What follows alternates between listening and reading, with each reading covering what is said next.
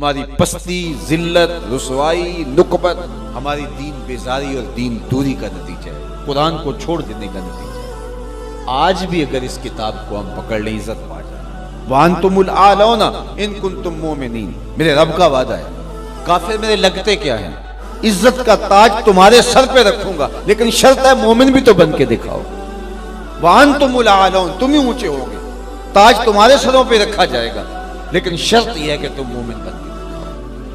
تم نکھٹو اور اپنی خواہشات کے غلام بن کے اپنی مرضی کی زندگی گزارو اور الطاف پہم وہ طلب کرو جو بدر اور احد کے شرکاء کو عطا کیے گئے، تو یہ ایسا نہیں ہوگا۔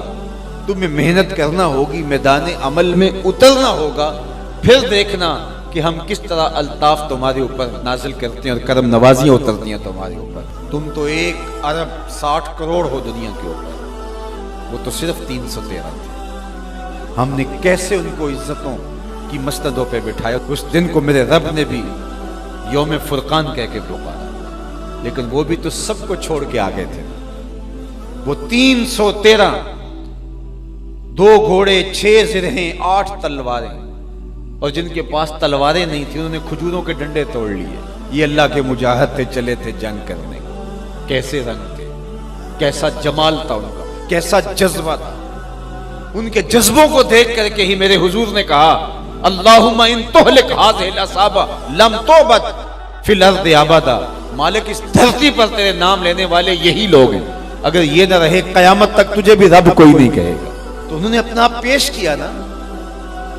میں اور آپ دیکھیں کہ ہم کھڑے کہاں ہیں، اور ہم جو بدر اور احد کے شرکاء پر کرم نوازی ہوئی وہ طلب کرتے ہیں۔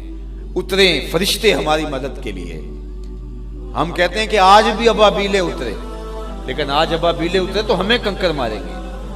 تم 1 ارب 40 کروڑ ہو اور 1 ارب 60 کروڑ کی تعداد اب تمہاری ہو رہی ہے، اور تمہارے پیغمبر کی توہین ہو۔ 56-57 اسلامی ملک ہوں، تمہارے پاس افواج ہوں، تم ایٹمی طاقت ہو، اور تمہارے پیغمبر کی اہانت ہو رہی ہو۔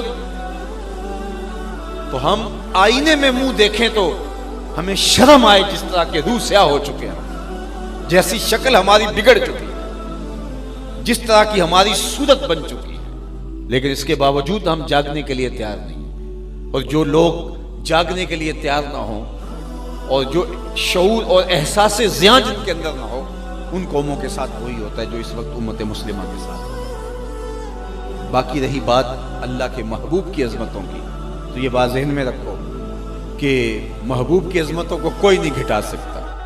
یہ ذمہ میرے رب کا ہے۔ وَرَفَعْنَا لَكَ ذِكْرَكَ کا تاج کل بھی میرے محبوب کے سر پہ تھا، آج بھی حضور کے سر پہ ہے۔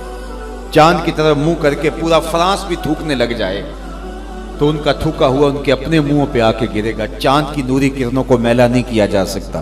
مدینے کا چاند کل بھی روشن تھا، ہرا کا چاند آج بھی روشن ہے، اور رہے گا یوں ہی ان کا چرچا رہے گا۔ بڑے خاک ہو جائیں جل جانے والے، ان کا نام نیچا نہیں ہوگا، ان کے تذکرے اونچے ہی رہیں گے، ان کے نام کے پھریرے لہراتے رہیں گے، ان کے ذکر کا باقپن رہے گا، گلی گلی ان کے نام کا چراغاں رہے گا۔